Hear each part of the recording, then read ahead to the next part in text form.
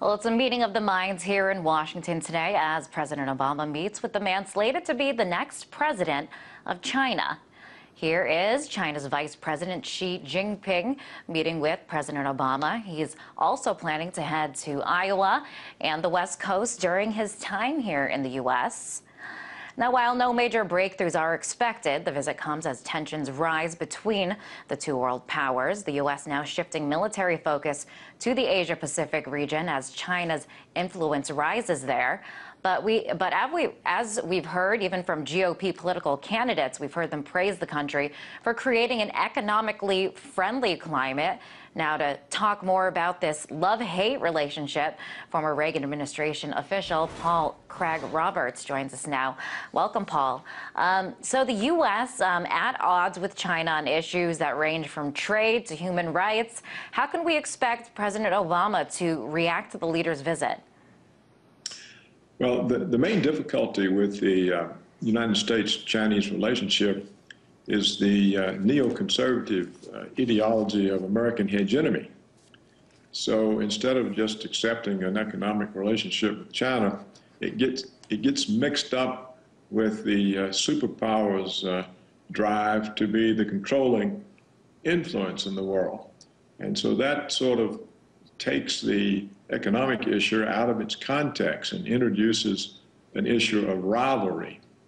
And that's the real problem, and it comes from this neoconservative ideology of American hegemony.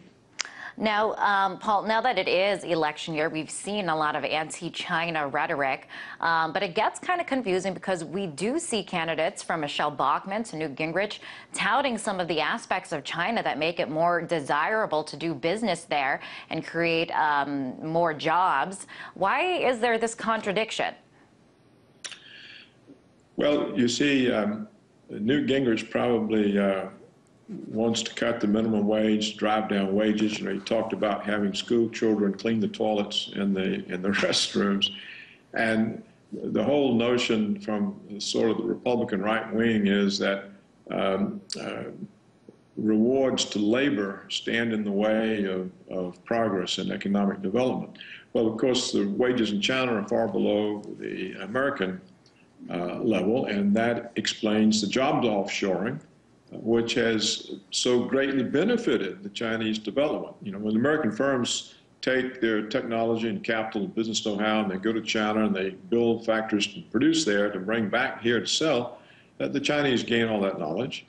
And so in this sense, the American corporations have been a huge boon to the development of the Chinese economy. And speaking of labor and trade, I want to play for you, Paul, this Michigan Senate campaign commercial. It was played during the Super Bowl, and it's stirring some controversy. Take a listen. Thank you, Michigan Senator Debbie Spend It Now. Debbie spends so much American money. You borrow more and more from us. Your economy get very weak. Ours get very good. We take your jobs.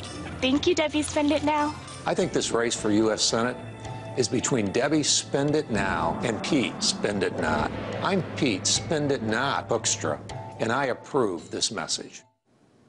Now that candidate is taking some heat now for possible racial claims that there's some racial bias in this commercial. But I want to get your reaction. Is there any truth to this ad? Can China be blamed for job losses in the U.S.? Is that a fair accusation? No, not really. The people who make that are referring to the Chinese peg of its currency to the dollar. And they claim the Chinese currency is worth more. But of course, when China pegged its currency to the dollar, the purpose it was to show that its currency was as good as the dollar. It was a communist country trying to get into a new game, and that's why it pegged its currency. Now, the message that we just saw is highly misleading because it's not so much the Chinese goods that are coming into America, it's the goods of American transnational corporations who now produce offshore and bring their goods back here. So the real blame lies not on China, but on the American firms who are offshoring their production for the American market. You see, this doesn't come out. Instead, they blame China.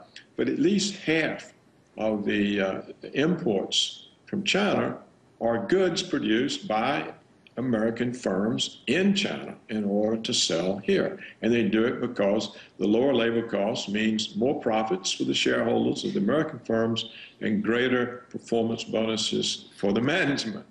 So when you blame China, you really are deflecting the attention off the real source of the problem, which is the jobs offshoring.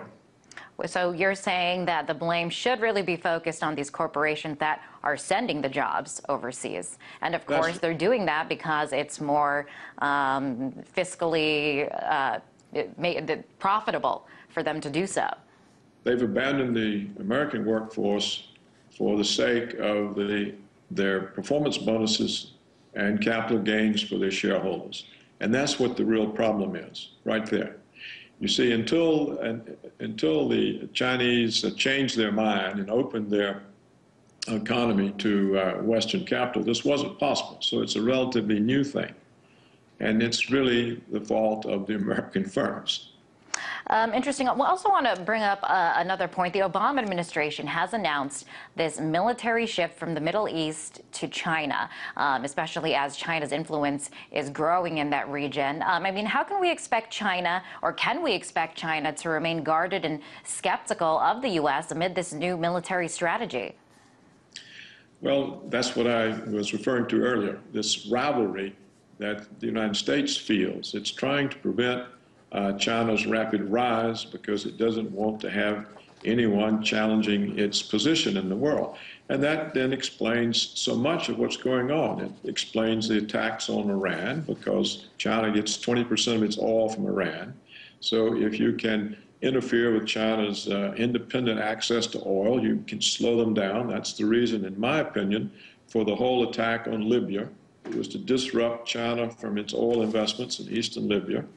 And so when you take that type of attitude and you start applying it to a rising country, you're going to create animosities. You're going to create troubles. But the troubles seem to be coming out of this neoconservative ideology of American hegemony. It doesn't seem to be China that's raising the stakes like this. It's Washington. Now, Paul, so this visit, it's the first visit of this with President Obama. He's slated to be the next leader of China. And amid all these conflicts between the two countries, how far do you expect this to go in terms of mending the relationships between the two countries and making progress in that area? Well, I think that what the Chinese want is to develop their economy. And so they don't want external troubles. And I would imagine that that would be made clear to Obama. And so then it comes back to the Americans. What will the Americans do? Will they permit this rise, or will they try to block it?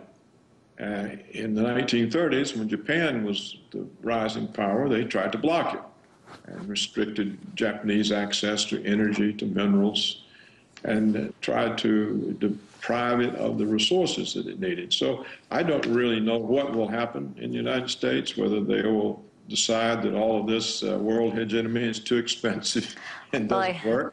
Well, I guess we shall wait and see. Great to have you on the show as always. That was former Reagan administration official, Dr. Paul Craig Roberts.